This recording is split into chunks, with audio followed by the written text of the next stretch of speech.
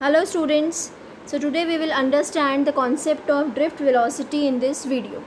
Let's start. Here we have a conductor or we can say a metallic wire made of copper. ठीक है, एक copper की wire ली हमने जिसमें बहुत सारे आपके फ्री इलेक्ट्रॉन्स प्रेजेंट होते हैं.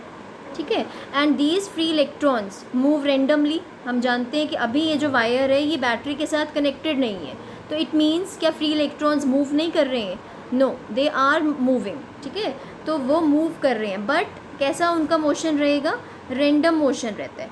कोई इलेक्ट्रॉन इस डायरेक्शन में मूव करेगा, कोई इलेक्ट्रॉन इस डायरेक्शन में मूव करेगा, तो सभी इलेक्ट्रॉन्स का जो मोशन होता है वो random.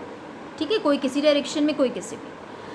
So their initial velocity is equal to zero. अगर हम एवरेज इनिशियल वेलोसिटी लें कि सभी इलेक्ट्रॉन्स की, तो वो हमें ज़ीरो मिलती है. ठीक है, कैंसिल आउट हो जाती है आपस में इनकी velocities. And what is their thermal? तो ये जो वेलोसिटी है इनकी अपनी अपनी इलेक्ट्रॉन्स की, ये किसके कारण होती है? It is due to temperature. ठीक है, टेम्परेचर के कारण ये इलेक्ट्रॉन्स जो हैं ये मूव कर रहे हैं, तो इनकी कुछ थर्मल वेलोसिटीज़ होती हैं. एंड दैट थर्मल वेलोसिटी, एक इलेक्ट्रॉन की कितनी रहती है thermal velocity? That is 10⁵ metre per second. This is the thermal velocity of the electron. Okay, now what happen when we connect this wire with our battery? चलिए connect करते हैं battery के साथ. I'll erase all this. Now we are connecting this with our battery. ये हमने connect किया अपना battery के साथ, and here we have the switch also. Now when this wire is connected to the battery, some potential difference will set up across this wire. Sorry, here it will be negative. यहाँ पर minus. ठीक है, plus minus higher potential and this is minus means lower potential. ठीक है, अब इन electrons के ऊपर फोर्स लगेगा. They will experience some force because अब यहाँ पर प्रेजेंस हो गया इलेक्ट्रिक फील्ड का. तो this we have done in our first chapter also कि अगर एक इलेक्ट्रिक फील्ड में एक चार्ज प्रेजेंट हो तो उसके ऊपर फोर्स लगता है. ठीक है, and how much that force?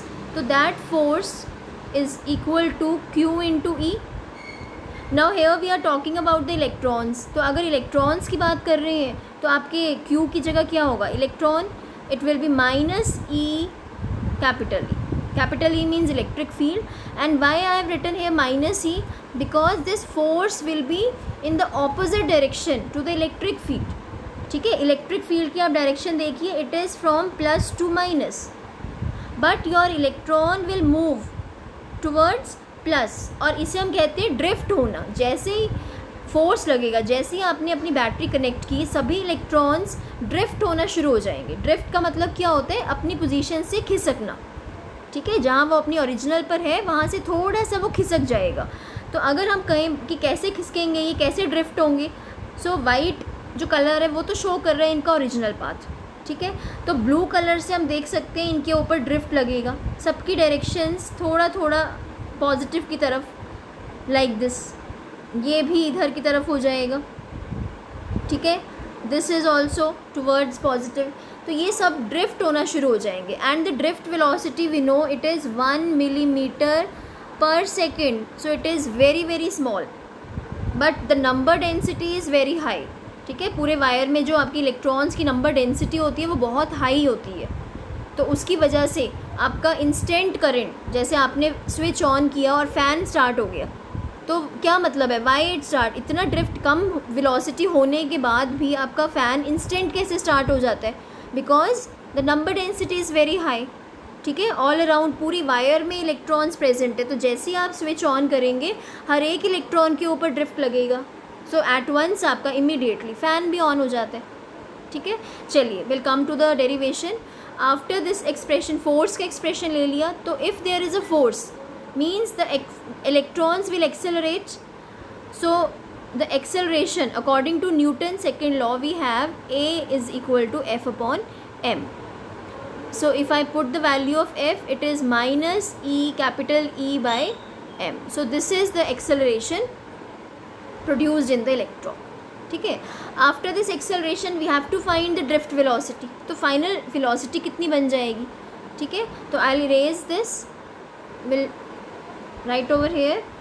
So according to equation, first equation, we know it is V is equal to U plus AT. This is your first equation of motion.